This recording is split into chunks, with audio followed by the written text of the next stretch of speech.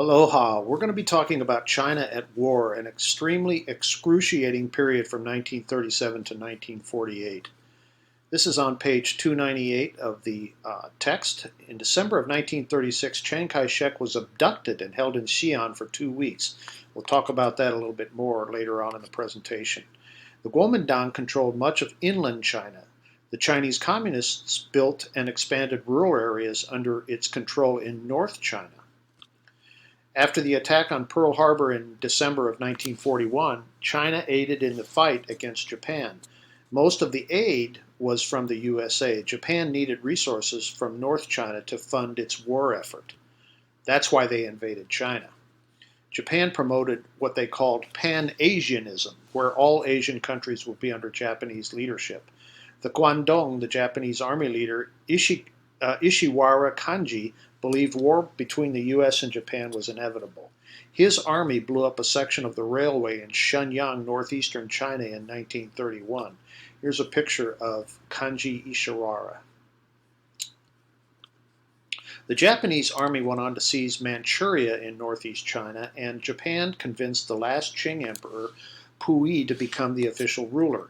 Japan and China signed the Tanggu Truce in 1933 to give China breathing room for a much larger war with Japan that was sure to come.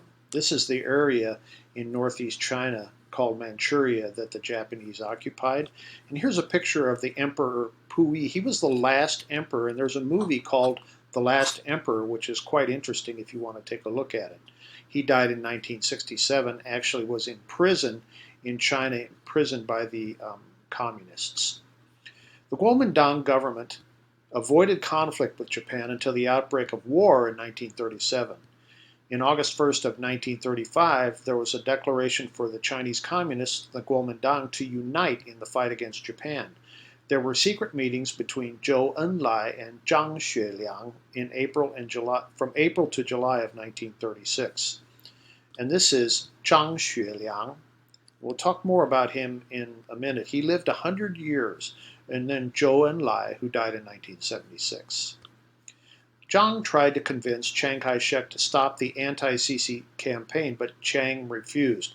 Chiang believed his anti-communist campaign was on the brink of success. Well, Zhang took Chiang prisoner in Xi'an called the Incident of 1936. Mao Zedong and Zhou Enlai were completely surprised, but rejoiced to hear the news that Chiang was prisoner. Zhou Enlai was sent to Xi'an to negotiate a peaceful solution to Chiang being prisoner. Chiang's wife, Song Meiling, also came. After peaceful resolution, Chiang arrested Zhang, who spent the next 50 years in Taiwan until 1991 when he died under house arrest. And I'm going to stop there with part 1.